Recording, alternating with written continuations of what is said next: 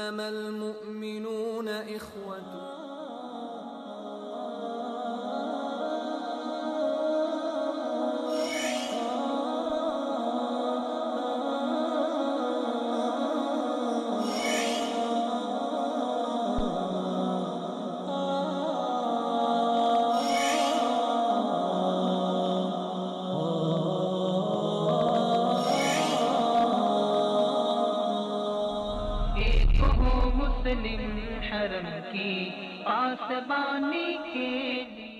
بسم اللہ الرحمن الرحیم. السلام علیکم ناظرین، میں ہوں آپ کا ہوسٹ جہانگیر مناس آپ کے پروگرام ایک مسلم کے ساتھ.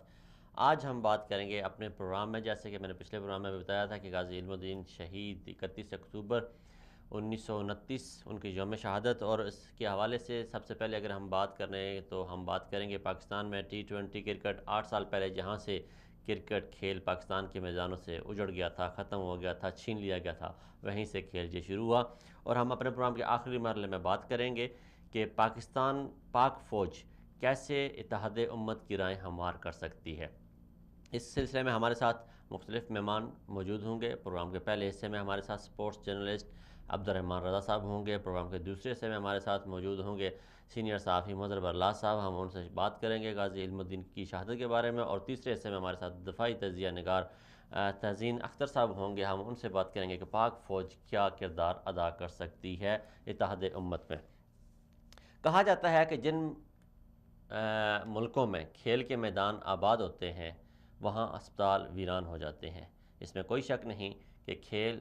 کے میدان اور پارک اگر آباد ہوں تو وہاں ہسپتال غیر آباد ہو جاتے ہیں. ہمارے نوجوانوں سے، ہماری قوم سے جان بوجھ کر خوشیاں چھینی گئیں، جان بوجھ کر یہ میدان ویران بنا دیے گئے، جان بوجھ کر ان میدانوں کو کھنڈرات میں تبدیل کرنے کی سازش کی گئی. جیسے ہمارے پانیوں پر قبضہ کر کے انڈیا پاکستان کو کھنڈرات بنانے کی کوشش کر رہا ہے، اسی طرح انڈیا کی یہ ایک سازش تھی کہ پاکستان کے میدانوں سے کھیل کو چھین لیا جائے. مگر Pakistan cricket board, Pakistan government اور پاکستان آرمی کی تگ و دو، محنت، لگن اور کھیل کے ساتھ سچی محبت، پاکستان کے کھیل کے میدان ایک دفعہ پھر آباد ہو گئے. اس پہ پوری قوم جہاں مبارکباد کی حقدار ہے، وہیں پہ وہ سیکورٹی ادارے جنہوں نے پاک صاف آپریشن کیے اور پاکستان کو دہشت گردوں سے پاک کیا اور آج اس قابل بنایا کہ دوسرے ملکوں کے کھلاڑی پاکستان میں آ کر حفظ و ایمان کے ساتھ، امن و ایمان کے ساتھ کرکٹ کھیل کے پاکستانیوں کو محظوظ کر کے واپس جا رہے ہیں. گو کہ یہ ایک بہت بڑی بات ہے، ایک جنگ سے تباہ حال شدہ ملک کے لیے ایک بہت بڑی بات ہے. نا امید ذہنوں کے لیے ایک امید کی کرن ہے اور ایک مایوسی میں کھلتا ہوا چراغ ہے، کھلتا ہوا پھول ہے جو ایک امید کا دیا جلاتا ہے، ایک امید کی خوشبو لہراتا ہے اور ایک امید کا پیغام دیتا ہے. اسی سلسلے میں ہم بات کریں گے اپنے سینئر صحافی جناب رحمان رضا سے. رحمان رضا اس پورے سپورٹس ایونٹ کو دبئی سے وہ دیکھتے گئے اور وہاں دبئی سے وہ لاہور گئے پاکستان کرکٹ ٹیم کے ساتھ اور وہاں جا کر انہوں نے مانیٹر کیا. اور ان سے ہم جاننے کی کوشش کریں گے کہ کیا پاکستانی کرکٹ ٹیم نے کیسا محسوس کیا، جو وہاں پہ گراؤنڈ میں، اسٹیڈیم میں جو پبلک تھی انہوں نے کیسا محسوس کیا، اور وہ کیا سمجھتے ہیں کہ کیا پاکستان میں آئندہ یہ کھیل کے میدان اسی طرح آباد رہیں گے، یہ اسی طرح شاد رہیں گے اور یہ ہرے بھرے اسی طرح چلتے رہیں گے. ہمارے جو سیکیورٹی ادارے ہیں، جیسے کہ کل DGISPR نے ایک بیان دیا اور انہوں نے بتایا کہ اس میں جہاں پاک فوج کے آپریشن رد الفساد کا جو حصہ ہے وہی حصہ پاکستان کرکٹ بورڈ کا ہے، وہی حصہ گورنمنٹ آف پنجاب کا بھی ہے. تو اس میں کوئی شک نہیں کہ جب قوموں کی نظریاتی حدود کا تحفظ کیا جاتا ہے، جب قوموں کے اخلاقی حدود کا تحفظ کیا جاتا ہے اور جب قوموں کی جغرافیائی حدود کا تحفظ کیا جاتا ہے تو اس میں جو قوم کے سپاہی ہوتے ہیں انہیں جانوں کے نذرانے پیش کرنے پڑتے ہیں. قوم کے جو سپاہی ہوتے ہیں ان کی جانوں کے نذرانے ہی یہ امن، سکون اور محبتیں لاتے ہیں کسی بھی معاشرے میں. ہمارے ساتھ موجود ہیں جناب عبدالرحمان رضا صاحب. السلام علیکم رضا صاحب. جی وعلیکم السلام. رحمان رضا صاحب بہت مہربانی. جیسا کہ ہم اپنے پروگرام کے انٹرو میں بتا چکے ہیں کہ آپ اس کھیل کو دبئی سے اور شارجہ سے لے کر گئے ہیں پاکستان میں، تو سر بحیثیت پاکستانی آپ کیسا محسوس کر رہے ہیں جب پاکستان کے میدانوں میں 8 سال کے بعد وہیں سے وہ کھیل شروع ہوا جہاں اس کھیل کو روک دیا گیا تھا؟ جی جانزیب، بالکل جب میں وہاں سے آیا ہوں دبئی سے کرکٹ ٹیم کے ساتھ تھا میں، تو نہ صرف کہ جتنے بھی پلیئر تھے وہ سب بہت زیادہ خوش تھے اور ان کے چہرے سے تھا. اس کے علاوہ ہماری سری لنکن کے جو کچھ جرنلسٹ تھے جو ہمارے ساتھ ہیں ان سے بات ہوئی ہے, تو انہوں نے کہا ہے کہ اس ٹائم پہ پاکستان پہ ایک مشکل ہے اور پاکستان کا ایک قریبی دوست ہے سری لنکا اور ہر حالت میں پاکستان کا ساتھ دیں گے. اس کے بعد جب ہم لاہور میں پہنچے اور جب میں اسٹیڈیم میں گیا ہوں تو وہاں پہ سیکورٹی کے حالات بہت اچھے تھے. ایسا نہیں لگ رہا تھا یہ کو پاکستان ہے, بلکہ انتہائی زبردست قسم کی سیکورٹی دی گئی. تو نہ صرف کہ کراؤڈ, نہ صرف کہ پولیس, سبھی لوگ بہت زیادہ خوش تھے. اور اس خوشی میں سری لنکا کا جتنا شکریہ ادا کیا جائے انتہائی کم ہے. جی بہت اچھی بات کی آپ نے کہ سری لنکا نے ایک اچھے دوست کا ثبوت دیا. کل سری لنکن کرکٹ بورڈ کا جو بیان تھا وہ انتہائی خوشگوار کن تھا کہ جب انہوں نے کہا کہ پاکستان, ہمیں یاد ہے, ہم احسان بھولتے نہیں, جب 1996 میں کوئی ٹیم میں سری لنکا آ کے کھیلنے کے لیے, ایون ویسٹ انڈیز اور آسٹریلیا کھیلنے کے لیے تیار نہیں تھے, تو پاکستان کے کپتان وسیم اکرم اپنی ٹیم لے کر گئے تھے. ہم نے پاکستان پہ کوئی احسان نہیں کیا, ہم نے اپنے احسان کا بدلہ جتایا ہے اور اتارا ہے. رحمان رضا صاحب, آپ مختلف جگہ پہ جا کے پاکستان کرکٹ کے ایونٹ کورج کرتے رہے ہیں. آپ انگلینڈ بھی گئے, آپ آسٹریلیا بھی گئے, آپ نے مختلف میدانوں میں جا کے دیکھا. تو کل جب قذافی اسٹیڈیم کا جو کراؤڈ تھا اور جو قذافی اسٹیڈیم میں جو ایک فضا تھی کرکٹ سے پیار کرنے والوں کی, وہ کیسی تھی؟ جی جان زیب, دیکھیں آسٹریلیا اور انگلینڈ کا تو ماحول ٹوٹلی ڈیفرنٹ ہوتا ہے, لیکن میں نے لاہور کے قذافی اسٹیڈیم میں جو لوگوں کے چہروں کے اوپر خوشیاں تھیں, کیونکہ ہمارا ملک کافی عرصے سے دہشت گردی کا شکار رہا ہے, بہت سالوں سے لوگوں کی خوشیاں روٹ گئی ہیں, تو پاکستانی قوم کرکٹ سے بڑا پیار کرتی ہے. تو جس طریقے سے میں دیکھا, میں نے وہاں لوگوں کا ولولہ, جوش و خروش دیکھا ہے. نہ صرف کہ ان کا, بلکہ میں نے میڈیا گیلری میں بیٹھ کے جو لاہور صحافی تھے, اس کے علاوہ جو شہروں سے صحافی آئے ہوئے تھے, ان کے چہرے قابل دیدنی تھے, خوشی سے پھولے ہوئے تھے سب لوگ. اور میں سمجھتا ہوں کہ جس طرح نجم سیٹھی صاحب نے کل کہا کہ آنے والے کچھ دنوں کے اندر ویسٹ انڈیز کی ٹیم کا فائنل ہو جائے گا, یہ ان کو کریڈٹ دینا چاہیے نجم سیٹھی کو کہ انہوں نے کسی نہ کسی طریقے سے پاکستان میں کرکٹ کو واپس لایا ہے. جی بالکل اسی طرح اس بات میں کوئی شک نہیں ہے کہ نجم سیٹھی صاحب کا ایک بہت بڑا کردار ہے. انہوں نے بہت ایک اچھا کردار نبھایا پاکستان میں کرکٹ کو بحال کرنے کے لیے. تو آپ کہہ سمجھتے ہیں کہ موجودہ حالات جو ابھی پاکستان میں جا رہے ہیں, جس طرح پاکستان نے ابھی ورلڈ 11 کی میزبانی کی, پاکستان نے شمالی علاقہ جات میں ایک میچ کروا دیا, اور جس طرح ابھی پاکستان نے یہ T20 کا میچ کروا دیا سری لنکا کا لاہور میں, اور اس لاہور میں جہاں پہ 8 سال پہلے اسی ٹیم پہ حملہ کیا گیا تھا, تو اب کیا باقی ٹیموں کے آنے کی راہ ہموار ہوگی؟ ہے وہ باقی کھلاڑی, آپ کیونکہ انٹرنیشنل کھلاڑیوں کو ملتے رہتے ہیں, تو کیا انٹرنیشنل کھلاڑی ابھی پاکستان آنے کو تیار ہیں؟ دیکھیں جس طریقے سے ورلڈ 11 کی ٹیم آئی, اس کے بعد سری لنکا کی ٹیم آئی, تو ہم نے دنیا کو یہ ایک اچھا پیغام دیا ہے کہ پاکستان سیکورٹی کے حوالے سے انتہائی امن ملک ہے, اور ہم پرامن لوگ ہیں, کرکٹ سے اور کھیلوں سے پیار کرنے والے لوگ ہیں. اور امید ہے کہ بہت جلد آنے والے دنوں میں اور بھی ٹیمیں پاکستان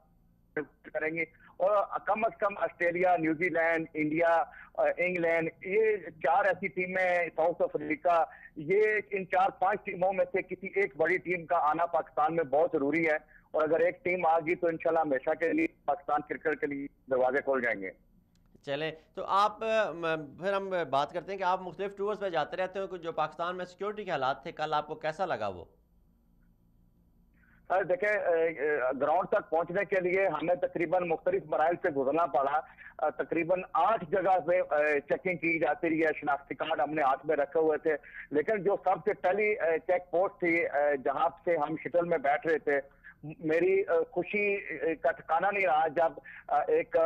فیمیل پولیس افیسر نے آ کے ہمیں ایک پھول دیا, اور ان کے بہت سمائل کر کے, اور ان کے ساتھ دوسرے پولیس والے تھے, اور نہ صرف مجھے کہ بلکہ اسٹیڈیم میں داخل ہونے والے ہر بندے کو وہ پھول پیش کر رہے تھے. اور اس کے بعد ان کا رویہ انتہائی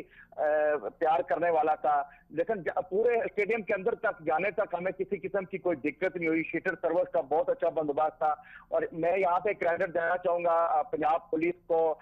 پاکستان آرمی کو, رینجرز کو, جنہوں نے انتہائی زبردست قسم کے سیکورٹی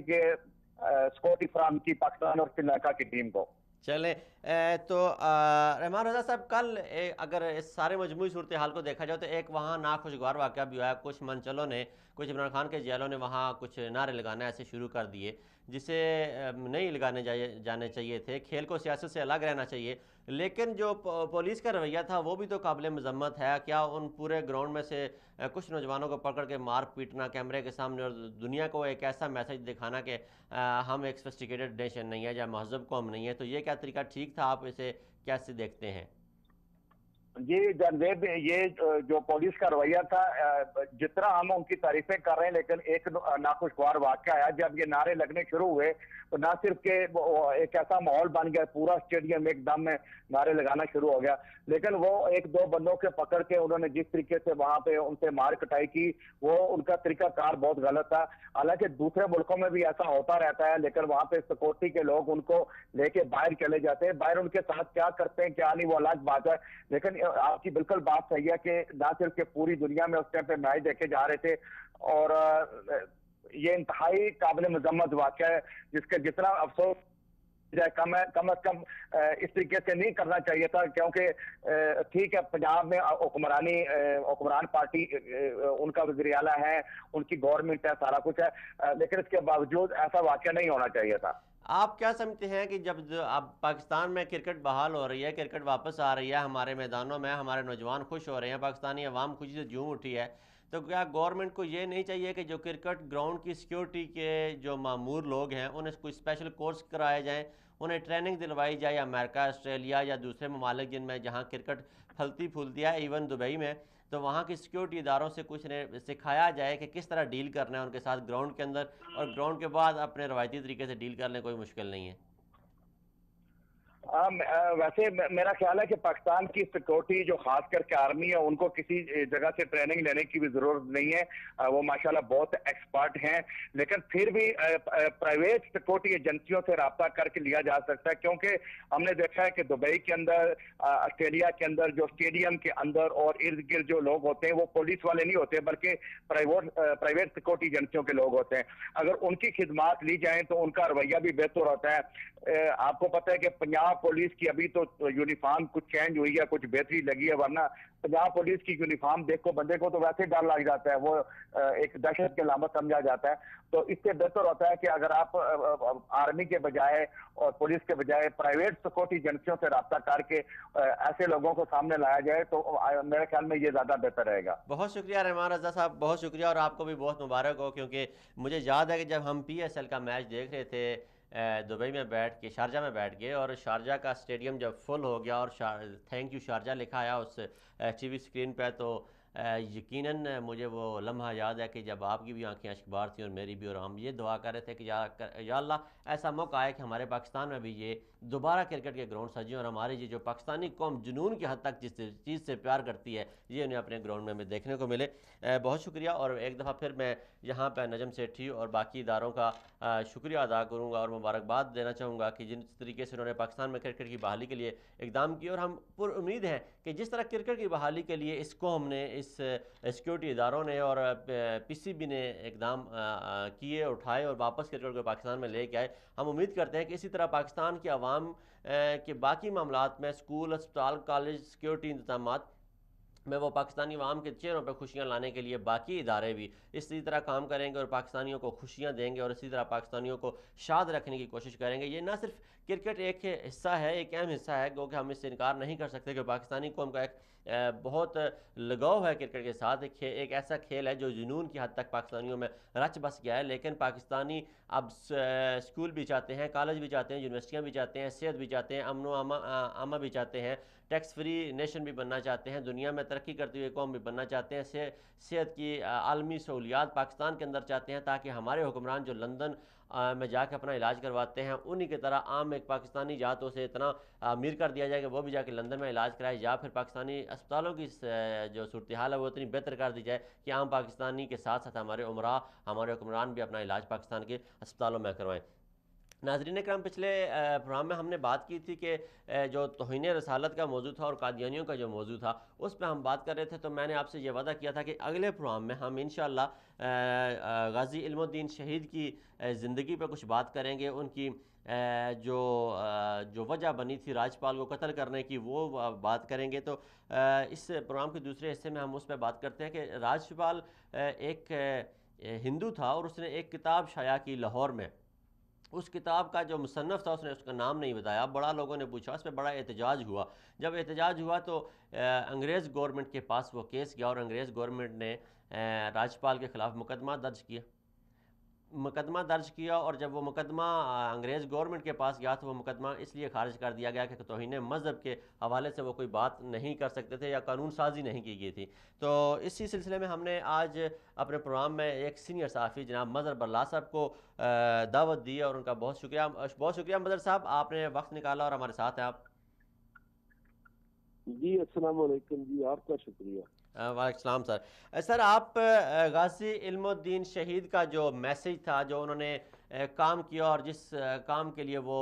سولی پہ لٹک گئے ناموس رسالت صلی اللہ علیہ وسلم کی خاطر, آپ کیا بتانا چاہیں گے کہ وہ کیا میسیج دے رہا ہے, وہ ہمیں ان کی جو قربانی ہے وہ ہمیں کیا میسیج دے رہی ہے؟ میں یہاں اگر آپ کے پاس ٹائم ہو تو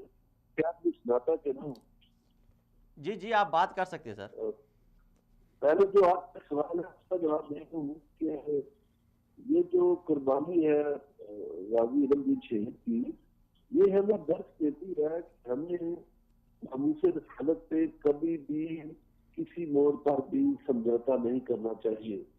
ہمیں اپنے والدین اور دنیا کی ساری جو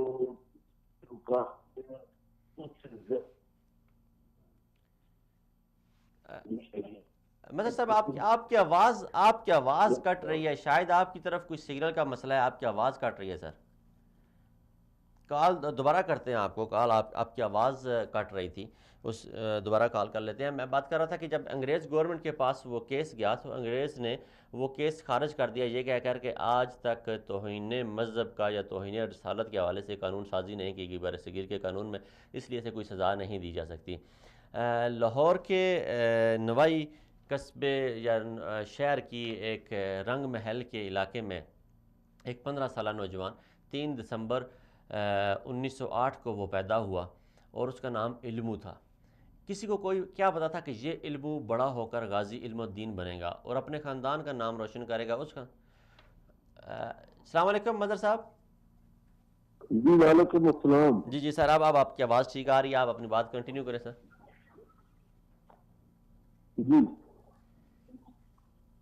جی آپ بات کر رہے تھے کہ غازی علم الدین کی جو شہادت ہے وہ ہمیں کیا درس دیتی ہے, آپ اس بارے میں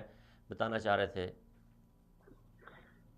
غازی علم الدین شہید کی جو شہادت ہے وہ ہمیں یہی درس دیتی ہے کہ ہمیں زندگی کے کسی بھی موڑ پر, کسی بھی لمحے پر نبی پاک صلی اللہ علیہ وسلم کی جو حرمت ہے اس کو فراموش نہیں کرنا چاہیے. خواہ حکومت کوئی بھی ہو, ہمیں اس کا خیال کرنا چاہیے, اور ایسا ہی غازی علم الدین شہید نے کیا. جی تو آپ کیا سمجھتے ہیں کہ 31 اکتوبر غازی علم الدین کا شہادت کا دن بھی ہے, اور اسی اکتوبر کے مہینے میں اسلامی جمہوریہ پاکستان میں ایک ایسا قانون لایا جاتا ہے جس نے بہت سارے شکوک و شبہات کو جنم دیا, اور جو حکمران جماعت ہے اس کی جو بیانیہ تھا وہ بھی کوئی اتنا واضح نہیں تھا کہ وہ لوگوں کے ذہن میں جو سوالات اٹھے یا شکوک و شبہات پیدا ہوئے اسے وہ صاف کر سکتے. اس پہ آپ کیا روشنی ڈالیں گے سر؟ دیکھیے پاکستان کی جو اکثریت ہے وہ چونکہ مسلمانوں پر مشتمل ہے, اور پاکستانی مسلمان جو ہیں وہ رسول صلی اللہ علیہ وسلم سے نہ صرف محبت بلکہ عشق رکھتے ہیں. تو اس سلسلے میں گزارش یہ ہے کہ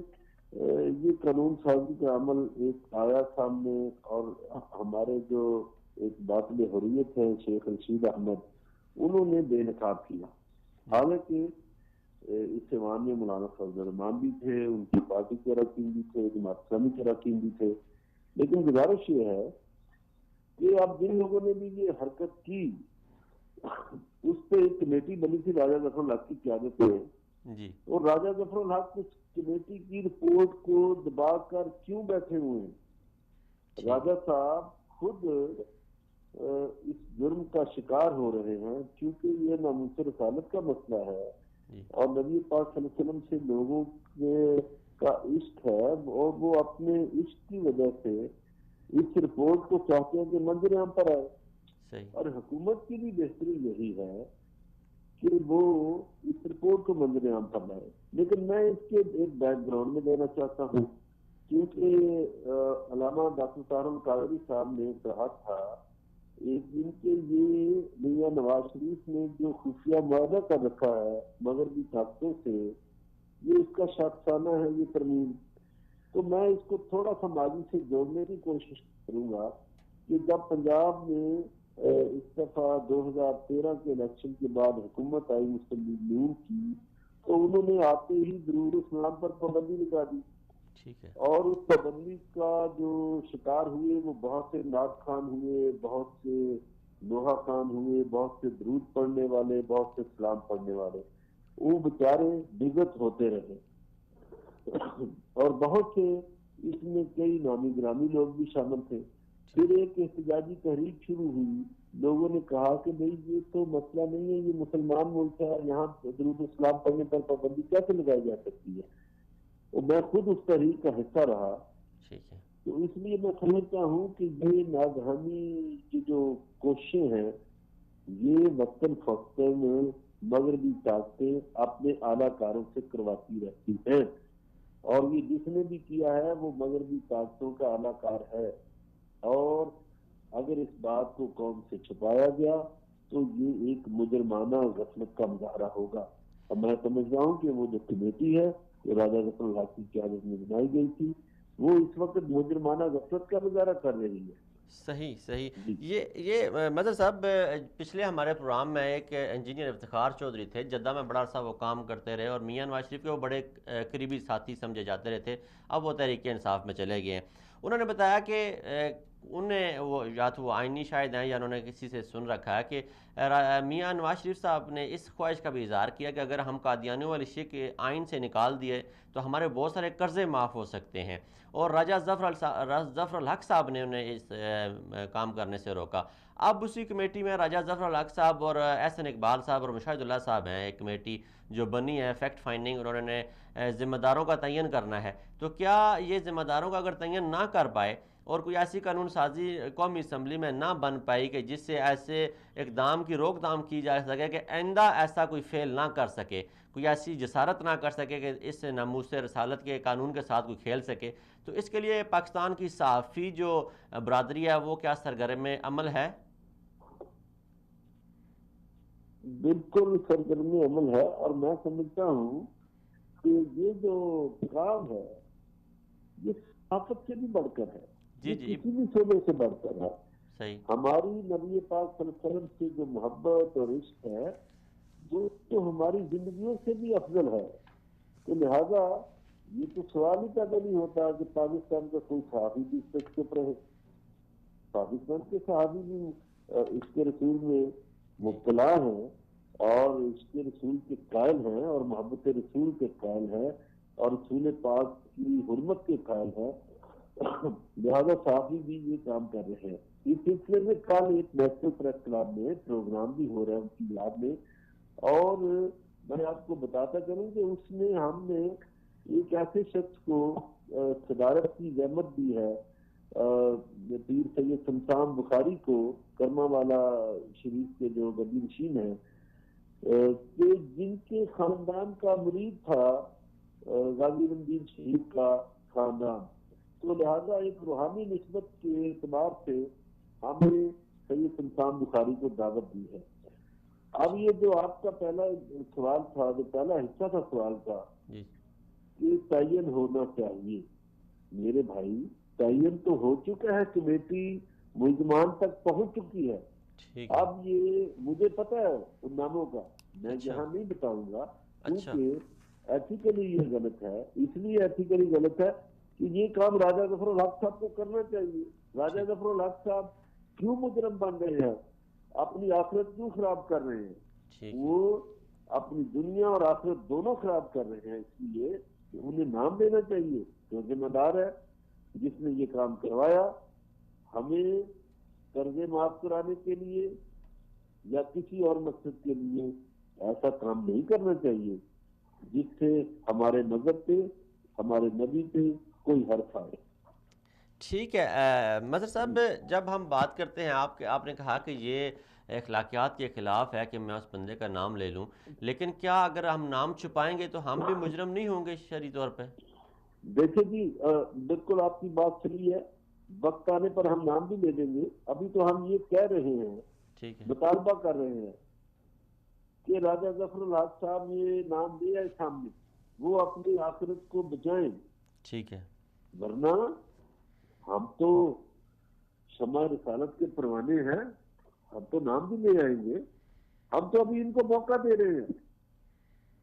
ٹھیک ہے، یہ بچ جائیں، جی جی۔ یہ اپنی آخرت سنوار لیں۔ اصل سے مظہر صاحب، ہماری جو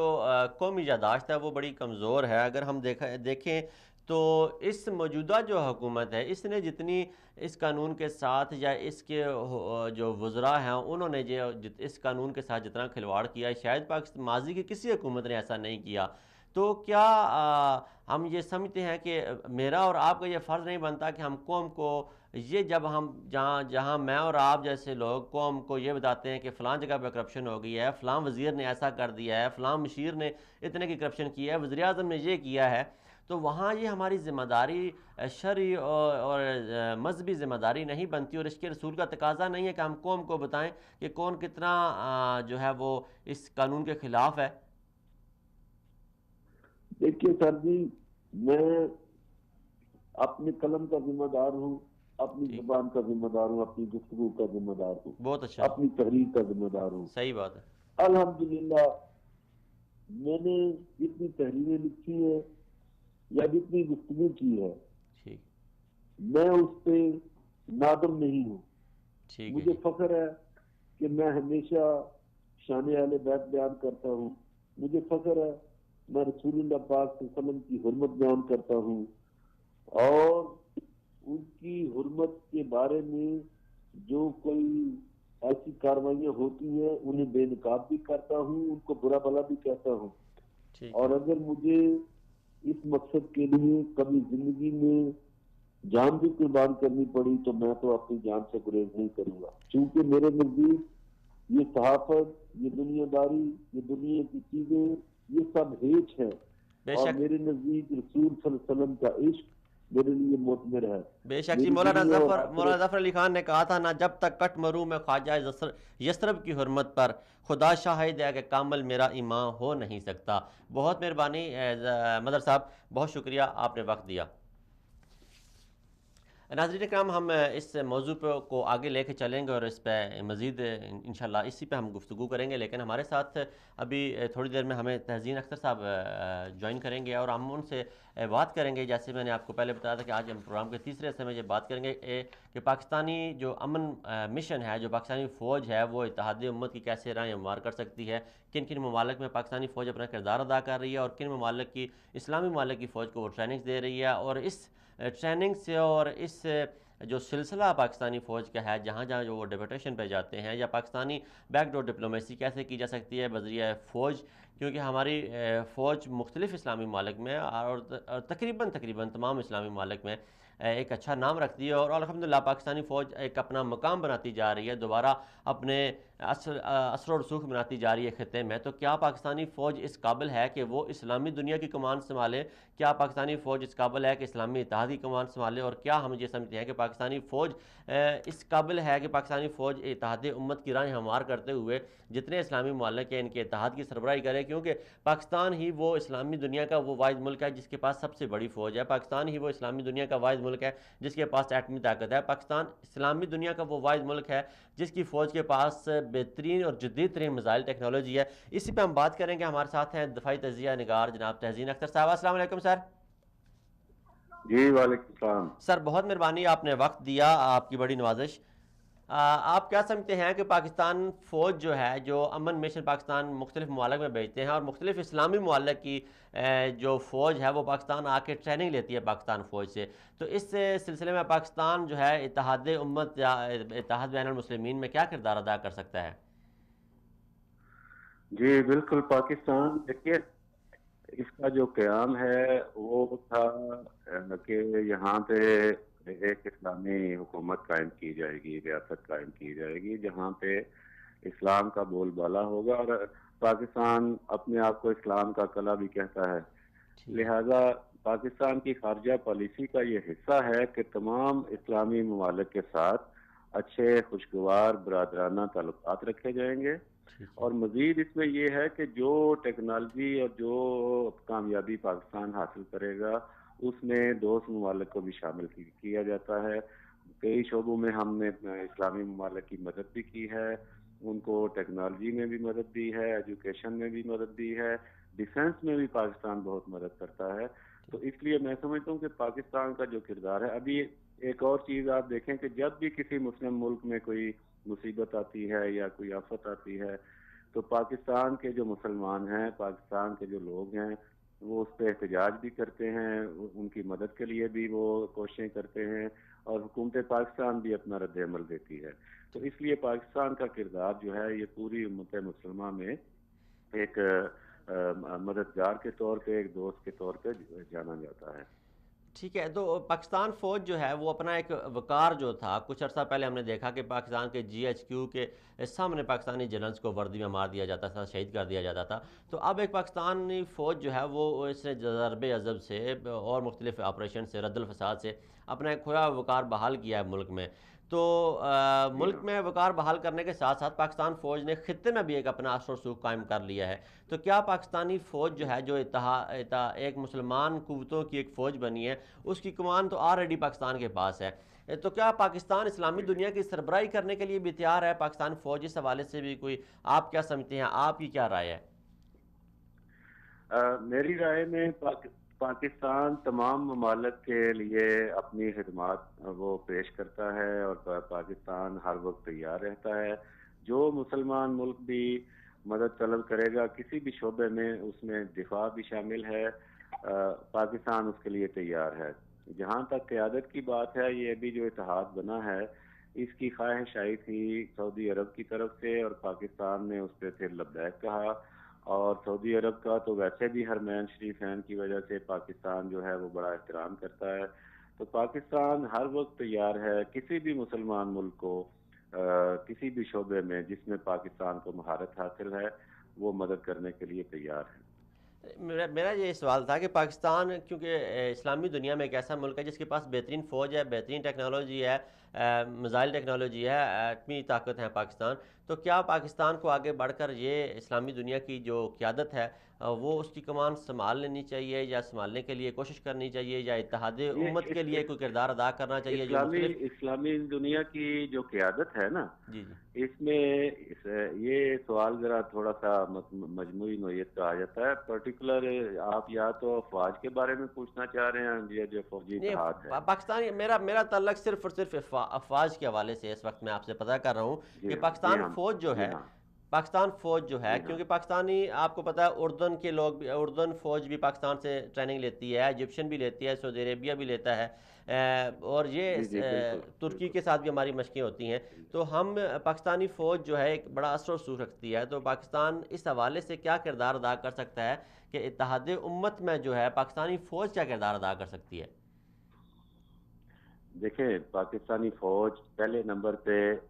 ہم اپنے ملک کے حساب سے دیکھیں تو پاکستانی فوج ایک بائنڈنگ فورس ہے ملک کی، جو ٹیریٹوریل انٹیگریٹی ہے، یعنی علاقائی استحکام جو ہے، پاکستان کو متحد رکھنا جو ہے، اس میں پاک فوج ایک فورس ہے، ایک بائنڈنگ فورس ہے جس نے پاکستان کو جوڑ کے رکھا ہوا ہے۔ پھر اسلامی ممالک آ جاتے ہیں، تو اسلامی ممالک میں بھی بہت سے ملکوں میں پاکستانی فوج خدمات انجام دے رہی ہے، اور وہاں سے نیک نامی بھی کما رہی ہے۔ یہ جو ایک ایلیمنٹ ہے یہ ظاہر کرتا ہے کہ پاکستان کی فوج تمام اسلامی ممالک کو اپنے بہت قریب سمجھتی ہے۔ جو اتحاد بنا ہے یہ دہشت گردی کے خلاف، جو اسلامی اتحاد بنا ہے، اس کی قیادت بھی جنرل راحیل شریف صاحب نے جو اختیار کی، اس میں بھی پاکستان حکومت نے NOC جاری کیا، یعنی پاکستانی حکومت کی بھی حمایت حاصل ہے اس اتحاد کو۔ تو یہ اتحاد مظہر ہے اس چیز کا، جو آپ کا سوال ہے نا، یہ اتحاد اس چیز کا مظہر ہے کہ پاکستانی فوج ضرورت پڑنے پر، اور جب دوسرا ملک مدد طلب کرے گا، کیونکہ سفارت کاری کا معاملہ ہے نا یہ، اب ہر اسلامی ملک اپنی ایک اس کی آزاد حکومت ہے, اپنا اقتدار اعلیٰ ہے, بے وہ شک. جب بھی پاکستان سے قیادت طلب کریں گے یا کوئی سپورٹ طلب کریں گے تو پاکستان اس کے بعد بھی ان کے کام آ سکتا ہے, اور اس کے لیے پاکستان ہمیشہ تیار ہے. جی آخری ہمارا سوال ہے جی کہ ہم بڑے عرصے سے پاکستان میں لڑ رہے ہیں دہشت گردی کے خلاف, اور ہم یہ جو جنگ ہم پہ مسلط کی گئی ہے, ہم پہلے امریکہ کی ایما پہ ہم روس میں جا کے لڑے, پاکستان فوج جا کے لڑی, اور پھر وہ جو روس میں افغانستان میں جا کے ہم لڑے, اور وہ جو طالبان ہم نے پیدا کیے تھے وہ جب انہیں اور کوئی مقام نہیں ملا تو وہ ہمارے خلاف ہی برسر پیکار آ گئے, ہمارے خلاف انہوں نے اعلان جنگ کر دیا, اور یہ امریکن بنائے ہوئے طالبان تھے. تو کیا سر آپ نہیں سمجھتے کہ اب جو امریکہ کا مطالبہ ہے ڈو مور کا, وہ اس موقع پہ غلط ہے, اور پاکستانی فوج جس طرح جواب دے رہی ہے اور اس سے اور اس میں شدت آنی چاہیے, یا آگے کیا لائے عمل اختیار کرنا چاہیے ان کو؟ جی ہاں, بالکل آپ نے درست فرمایا کہ امریکہ جب چاہتا ہے ایک لڑنے والے کو وہ مجاہد قرار دے دیتا ہے, اور جب اس کا اپنا مطلب پورا ہو جاتا ہے تو اس کو دہشت گرد طالبان بنا کے تو وہ پیچھے ہٹ جاتا ہے. اسی پالیسی کی وجہ سے ہی پاکستان کی سیاسی اور عسکری قیادت, جیسے کہ آپ نے بھی دیکھا کہ ابھی لاسٹ ویک جب امریکن وزیر خارجہ یہاں تشریف لائے تو ان سے مذاکرات میں سیاسی عسکری قیادت مل کر سامنے بیٹھے,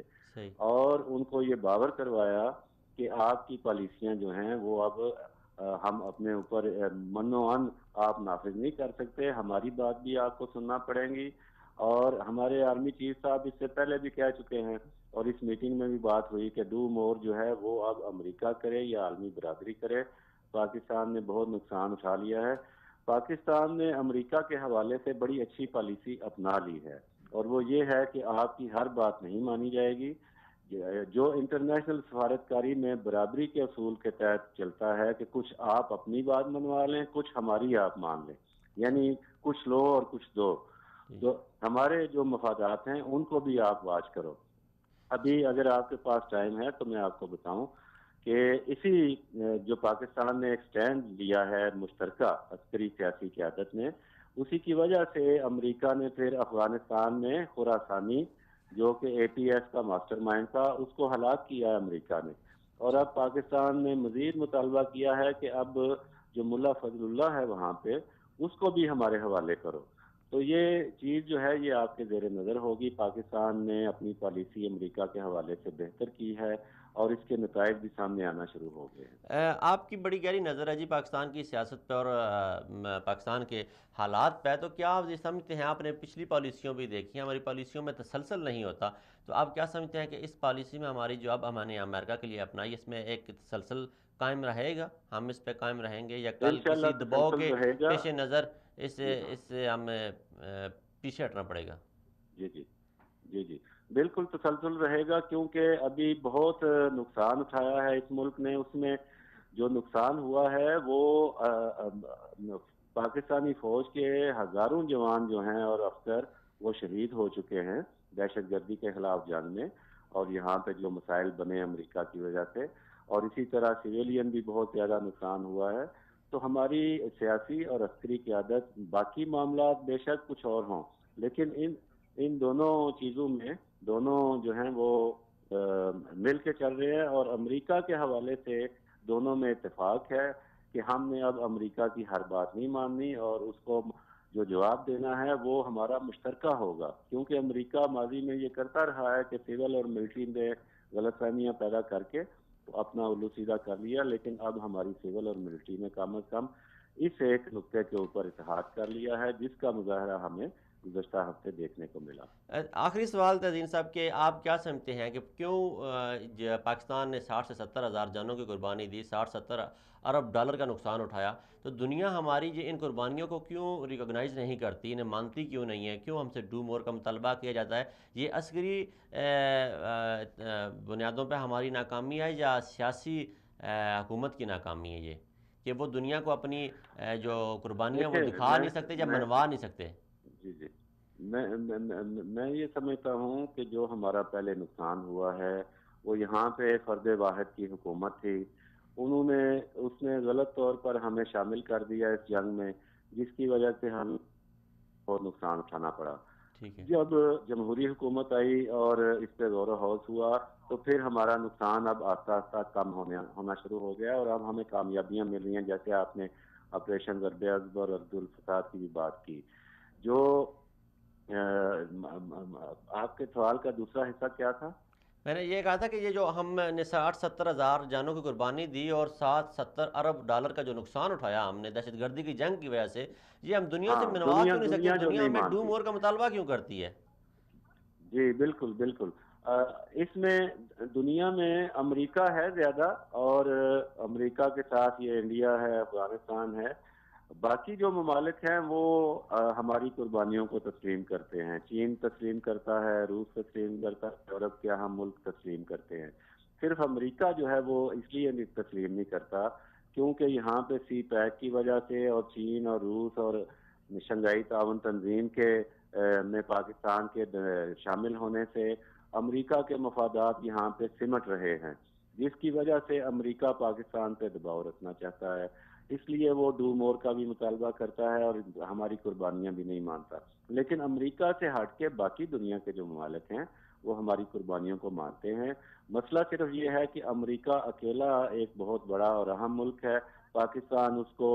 بالکل ناراض یا بالکل اس سے ہٹ کے نہیں رہنا چاہتا. پاکستان یہ چاہتا ہے کہ ہمارے تعلقات بھی قائم رہیں، لیکن امریکہ جو ہے وہ ہماری بات بھی سنے اور ہمارے مفاد کو بھی مد نظر رکھے. تو اس مسئلے پہ اب پاکستان کو کامیابی حاصل ہونا شروع ہو گئی ہے. چلے ٹھیک ہے جی، بہت شکریہ تہذین صاحب، آپ نے وقت دیا ہمیں. ہمارے ساتھ تھے جی دفاعی تجزیہ نگار تہذین اختر صاحب، اور ہم نے ان سے بڑے جامع طور پہ سوالات کیے اور ان سے پوچھنے کی کوشش کی کہ پاکستان فوج کیا وجہ ہے کہ اسلامی دنیا کی جو کمان ہے وہ پاکستان فوج کے پاس نہیں آ سکتی، یا کیوں نہیں کر سکتا، یا پاکستان کرنا چاہیے یا نہیں کرنا چاہیے. تو اس سلسلے میں انہوں نے بڑی اچھا اور مدلل بیان دیا کہ پاکستانی فوج آلریڈی مختلف اسلامی ممالک میں اپنا اثر و رسوخ قائم کر چکی ہے اور وہاں بیٹھی ہوئی ہے، اور پاکستانی فوج جو ہے وہ اپنا کردار ادا کر رہی ہے. اس سلسلے میں جب بھی کسی بھی اسلامی ملک کو پاکستانی فوج کی ضرورت پڑتی ہے تو پاکستانی فوج وہاں موجود ہوتی ہے. ٹیکنالوجی کی ضرورت پڑتی ہے تو پاکستانی فوج ٹیکنالوجی مہیا کرنے کے لیے موجود ہے. تو پاکستان کا ابھی جو رد الفساد ہے اور ضرب عضب کے بعد جو پاکستانی فوج پاکستان میں کامیابی کے جھنڈے گاڑ چکی ہے، اس کے بعد یہ اب دنیا کے جو اسلامی ممالک ہیں ان کے ساتھ اپنے روابط مضبوط کرتے ہوئے آگے بڑھ رہی ہے. اور ہمیں امید ہے کہ پاکستان آنے والے وقت جو ہے وہ پاکستان کے لیے ایک بہتر اور بہترین وقت ہے انشاءاللہ. اور پاکستان سی پیک کے بننے کے بعد اگر سی پیک کی تھوڑا سا اس پہ اور مزید کام کر لیا جائے، سی پیک کو دیکھ لیا جائے، ہم قرضوں کی مزید دلدل میں نہ پھنس جائیں، ہم کسی دوست ملک کے آگے ایک دوست جو امریکہ ہمارا دوست بنا ہوا تھا، ہم اس کی دوستی سے نکل کے ہم چائنا کی ایسی دوستی میں نہ چلے جائیں جس کی ہم مقروض ہو جائیں اور پھر وہ ہم سے ڈو مور کا مطالبہ کریں. ہمیں آزادی اور خود مختاری کی بنیاد پر تجارت چاہیے، ہمیں قرضے نہیں چاہیے. تو یہ ہمارے حکمرانوں کو سوچنا ہوگا، اور یہ جو پاکستان کی اسٹیبلشمنٹوں نے بھی سوچنا ہوگا کہ کیوں ملک پہ اتنے 5 سالوں میں اتنے قرضوں کا بوجھ لاد دیا گیا ہے پاکستان پہ، کہ اب پاکستانی صورتحال یہ ہے کہ ہمیں وہ قرضے واپس کرنے کے لیے مزید قرضے دینے پڑتے ہیں. اور جب ایک ملک پہ کسی پہ قرضے بڑھتے ہیں تو ایک انفرادی جو قوت خرید ہوتی ہے وہ کم ہوتی جاتی ہے، روپے کی قدر میں کمی ہوتی جاتی ہے. اور وہ جو ہم 5 سال پہلے 2007 میں جب مشرف نے حکومت چھوڑی تو ایک پاکستانی 35,000 روپے کا مقروض تھا، اور آج ایک پاکستانی 1,20,000 روپے کا مقروض ہے. یعنی 5 سال پہلے جو 1,000 روپے کی چیز ملتی تھی اب وہ 1,000 کا نوٹ تو وہیں پہ ہے، لیکن جو اس کی ویلیو ہے وہ بہت کم ہو گئی ہے. یہ اگر ہم ملک کو مضبوط کرنا چاہتے ہیں، اگر ہم فوج کو مضبوط کرنا چاہتے ہیں، اور ہم یہ چاہتے ہیں کہ ہم نے اپنا اثر و رسوخ باقی اسلامی ممالک میں قائم کرنا ہے. اب بھی ہمارا پاکستان کا سب سے بڑا اعتراض یہ ہے کہ افغانستان میں جو ہے وہ انڈیا اپنے جھنڈے گاڑ رہا ہے اور پاکستان کے لیے ایک خطرے کی گھنٹی بجا رہا ہے کہ اگر ایک بارڈر جو پاکستان کا آلریڈی انڈیا کے ساتھ ملتا ہے اور دوسرا جو پاکستان کا 1700 کلومیٹر کا بارڈر افغانستان کے ساتھ ملتا ہے، وہ بارڈر ہمارے لیے آج اتنا غیر محفوظ ہوگا کہ ہمیں وہاں پہ اربوں روپے لگا کے باڑ لگانی پڑ رہی ہے. وہ اس افغانستان کے لیے جس افغانستان کے دارالخلافے میں پاکستانی کرنسی چلتی تھی، اس افغانستان کے لیے جو پاکستان کو اپنا دوسرا گھر سمجھتے تھے، اور وہ یہ سمجھتے تھے کہ ہمارے جو حکومتی کنٹرول ہے وہ پاکستان سے ہوتا ہے. یہ پاکستان کی خارجہ پالیسی کی ناکامی ہے، پاکستان کی خارجہ اداروں کی ناکامی اور پاکستان کے جو پالیسی ساز لوگ ہیں ان کی ناکامی ہے کہ پاکستان کو یہ ناکامی کا منہ دیکھنا پڑا اور پاکستان کو یہ ناکامی کا سامنا کرنا پڑا کہ افغانستان جیسا اہم اور اتحادی ملک ہمارے ہاتھوں سے نکل گیا اور وہاں وہ فوج لا کے وہ حکومت لا کے بٹھا دی گئی۔ جناب مشرف کو یہ وعدہ دلایا گیا تھا، یہ یقین دلایا گیا تھا کہ مشرف صاحب افغانستان میں بیٹھی ہوئی حکومت آپ کے اشاروں پہ ناچے گی، آپ کے اشاروں پہ کام کرے گی یا آپ کے ساتھ تعاون کے لیے تیار ہوگی، مگر یہ کیا ہوا؟ پاکستان کے ساتھ دھوکہ، اتنا بڑا دھوکہ کہ پاکستان کے پڑوس میں، پاکستان کے اس ملک کو جس کے ہم اپنا ایک صوبہ سمجھے تھے، وہاں ایک ایسی حکومت لا کے بٹھا دی گئی جو پاکستان سے انتہا کی نفرت کرتی ہے، پاکستانی فوجیوں پہ گولیوں کی بچھاڑ کر دیتی ہے، جو عام پاکستانیوں کو وہاں پہ کلاڑیوں کو وار کر کے قتل کر دیتے ہیں، شہید کر دیتے ہیں، وہاں پہ مزدوری کے لیے گئے ہوئے پاکستانیوں کو مار دیا جاتا ہے، اور وہاں جہاں پہ کسی دور میں پاکستانی کرنسی چلتی تھی، آج وہاں انڈین کرنسی چل رہی ہے۔ یہ پاکستان کی خارجہ پالیسی کی ناکامی ہے۔ جہاں تک پاکستانی، اگر ہم یہ چاہتے ہیں کہ ہماری فوج اپنا کردار ادا کرے اور سیاسی ادارے اپنا کردار ادا کریں، تو پھر سیاسی اداروں کو سامنے آنا ہوگا، انہیں اپنا کردار ادا کرنا ہوگا۔ آج پاکستان فوج نے رد الفساد اور ضرب عضب کے بعد اپنا ایک بہترین نام بنایا، اور وہ بہترین نام بنانے کے بعد خالی پاکستان میں نہیں، وہ مختلف اسلامی ممالک کی طرف بڑھ رہے ہیں اور وہاں پر اپنا عرصہ و رسوخ قائم کر رہے ہیں۔ اس میں جیسے آگے بھی ہم نے بات کی کہ اردن، شام، سعودی عربیہ، ترکی، ایران کے پائلٹس اور انجینئر اور ٹیکنیشین ہم وہاں سے پاکستان سے تیار کر کے بھیج رہے ہیں۔ ہم پاکستان میں جے ایف تھنڈر بناتے ہیں، ہم پاکستان میں میزائل ٹیکنالوجی بہترین کے بہترین ہے ہمارے پاس الخالد جیسے ٹینک ہیں، اور ہمارے پاس بہترین اسلحہ فیکٹریاں ہیں، اور ہم اپنا اسلحہ اس دنیا، اسلامی دنیا کو دے سکتے ہیں، اور اس طرح ایک ڈپلومیسی کریٹ کی جا سکتی ہے کہ جو اسلحے کی کھپت یہاں پہ امریکی اور روسی اسلحے کی کھپت ہو رہی ہے اسلامی دنیا میں، وہ پاکستان کمی پوری کر سکتا ہے، لیکن اس کے لیے پاکستانی فوج کو اپنا کردار ادا کرنا ہوگا اور پاکستانی اداروں کو بھی اپنا کردار ادا کرنا ہوگا۔ ناظرین، یہ ہمارے پروگرام کا یہ تیسرا حصہ تھا جس میں ہم نے بات کرنی تھی غازی علم الدین شہید پہ، بات کرنی تھوڑی سی رہ گئی ہے، اس پہ ہم ایک بریک لیتے ہیں اور بریک کے بعد اپنے موضوع کو کنٹینیو کریں گے جناب غازی علم الدین شہید کی شہادت کے حوالے سے۔ Stay with us. انما المؤمنون اخوة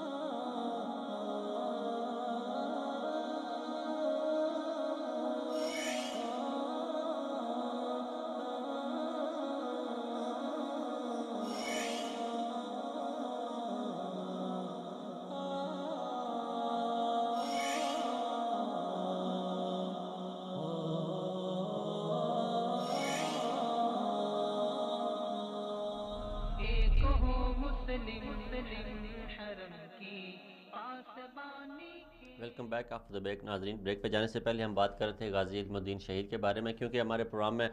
کچھ ترتیب اس طرح تھی، لیکن ہمارے ایک مہمان کو تھوڑی جلدی تھی، ان سے ہمیں بات کرنی پڑ گئی اور اس حوالے سے یہ تھوڑا موضوع رہ گیا۔ اقبال نے کہا تھا، نہیں منت کو شتاب شنیدن داستان میری، اگر ہم اس داستان کو بیان نہ بھی کریں تو یہ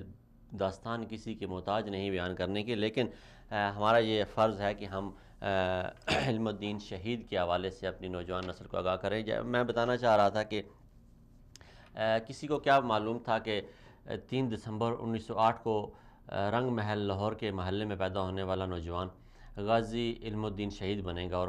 اس خاندان میں ایک ایسا نام پیدا کرے گا جس میں کہ پشتوں میں کسی بڑے کے نام کا کوئی ذکر نہیں تھا۔ غازی علم الدین شہید کے بارے میں بتایا جاتا ہے کہ ایک ان پڑھ آدمی تھا، اس کے پاس دنیاوی تعلیم کے حوالے سے کوئی ایسا نمایاں نام نہیں تھا، کوئی ایسی ڈگری نہیں تھی، لیکن عشق نبی سے وہ سرشار شخص تھا۔ جب راجپال نے وہ کتاب جو نبی پاک صلی اللہ علیہ وسلم کی توہین پہ مشتمل تھی وہ شائع کی، تو اس نے ایک گمنام پبلشر کے حوالے سے شائع کی، اور جب مسلمانان بر صغیر میں ایک غصے کی لہر پیدا ہوئی تو انگریز حکومت نے اس غصے کو ٹھنڈا کرنے کے لیے راجپال کے خلاف ایک مقدمہ کیا، اور مقدمے کا 2 مہینے چلنے کے بعد یا 3 مہینے چلنے کے بعد یہ فیصلہ کیا گیا کہ بر صغیر میں کوئی ایسا قانون نہیں ہے جس میں توہین رسالت یا توہین مذہب کے حوالے سے سزا دی جا سکی ہو، اس لیے راجپال کو بری کر دیا جاتا ہے، اور یہ شکل لگائی گئی کہ راجپال جو ہے وہ پبلشر اس کتاب کا مصنف نہیں ہے، لیکن راجپال نے اس کتاب کا جو مصنف تھا اس کا نام بھی نہیں واضح کیا کہ کس نے شائع کی تھی، اس لیے ایک قوی امکان یہی تھا کہ یہ کتاب راجپال نے خود لکھی اور ایک نامعلوم مصنف کے نام سے شائع کر دی۔ کہتے ہیں جب 15 سال کی عمر میں 1923 میں 1908 میں پیدا ہوا علمو، اور جب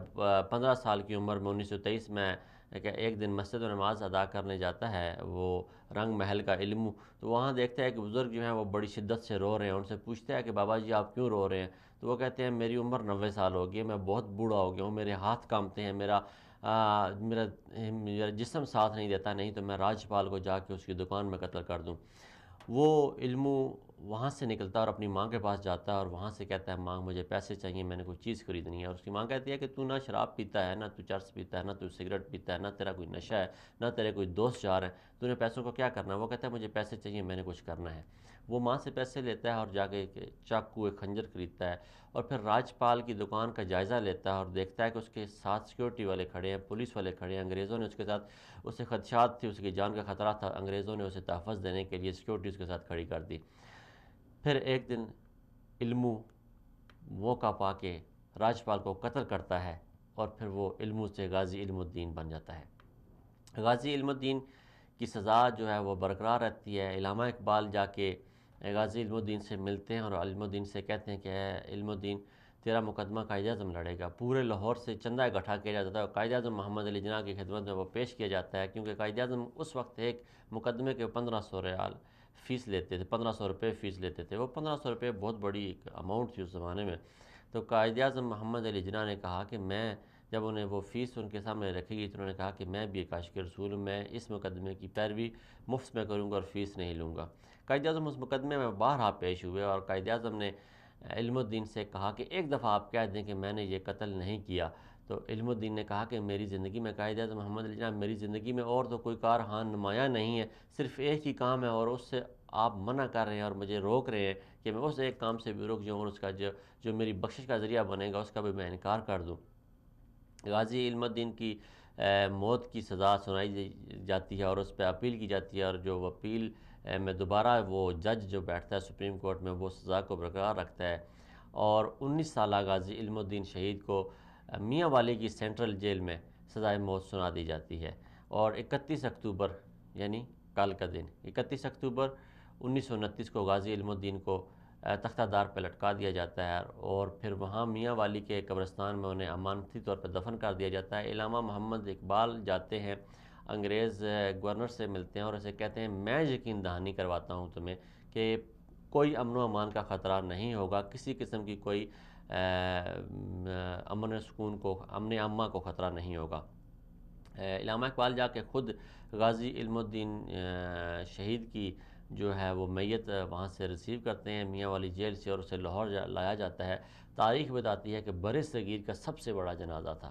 تاریخ یہ بتاتی ہے کہ بر صغیر کا وہ سب سے بڑا جنازہ تھا. اور قائد اعظم محمد علی جناح کی جو تحریک تھی پاکستان بنانے کی، یہ ہمارے بہت سے جو تاریخ دان ہیں اس چیز کو وہ گٹ مٹ کر جاتے ہیں، ہماری نوجوان نسل کو نہیں بتایا جاتا کہ غازی علم الدین شہید نے صرف ناموس رسالت کی خاطر اپنی جان قربان نہیں کی. یہ جو پاکستان بنا ہے، پاکستان بننے کی احساس، جو پاکستان بننے کی بنیاد ہے، اس میں بھی غازی علم الدین کا خون شامل ہے، کیونکہ جو تحریک پاکستان تھی اسے ایک نئی روح ملی اور اسے ایک ایسا جذبہ ملا اس کے بعد جب قائد اعظم نے غازی علم الدین کے لیے کیس لڑا اور علامہ محمد اقبال نے اس کے لیے شاعری کی اور بارہا کہا کہ آج جو، کیونکہ غازی علم الدین ایک بڑھئی کا بیٹا تھا، لوہار کا بیٹا تھا، بارہا کہا کہ لوہاروں کا جو لڑکا تھا وہ ہم پڑھے لکھوں سے بازی لے گیا اور ہم شاعری کرتے رہ گئے، ہم شعر لکھتے رہ گئے. تو علامہ اقبال نے خود اپنے ہاتھوں سے علم الدین کو قبر میں اتارا، لحد میں اتارا. اور وہاں پہ بھی لوگ بتاتے ہیں، تاریخ بتاتی ہے کہ علامہ اقبال اشکبار تھے، لیکن اس کے بعد جو مسلمانان بر صغیر میں یہ بتا دیا گیا کہ تمہارے مذہب کی، ہمارا مذہب جو ہے وہ الگ ہے، ہندو الگ اور مسلمان الگ مذہب ہے. یہ جو انگریز ہیں یہ ہندوؤں کی پشت پناہی کر رہے ہیں اور مسلمانوں کو جو اگنور کر رہے ہیں، اس لیے ضروری ہوگا کہ مسلمان اپنے ملک بنائیں. اور غازی علم الدین شہید نے صرف ناموس رسالت کی خاطر جو جان قربان کی تھی، اس کی جان کا جو خون تھا وہ رب نے رائیگاں نہیں جانے دیا اور اسی خون کے صدقے اللہ رب العالمین نے مسلمانان پاکستان کو یہ ملک عطا کیا. اور یہ میں بڑے وثوق سے آج اس پلیٹ فارم سے کہنا چاہوں گا، اپنے ناظرین کو بتانا چاہوں کہ غازی علم الدین شہید جو ہے وہ آپ یہ سمجھیں تحریک پاکستان کا پہلا اور باقاعدہ شہید تھا 19ویں صدی کا، اور ناموس رسالت کا بھی 19ویں صدی کا پہلا شہید تھا۔ ناظرین یہ تھا آج کا ہمارا پروگرام، اس میں ہم نے بات کی پاکستان میں T20 کے حوالے سے، پاکستانی فوج کے کردار کے حوالے سے اور غازی علم الدین کے حوالے سے۔ انشاءاللہ اگلے ہفتے تک اپنے ہوسٹ جہاں سے مناج کو اجازت دیجیے، انشاءاللہ نئے موضوعات کے ساتھ، نئے مہمانوں کے ساتھ آپ کی خدمت میں حاضر ہوں گے۔ تب تک السلام علیکم۔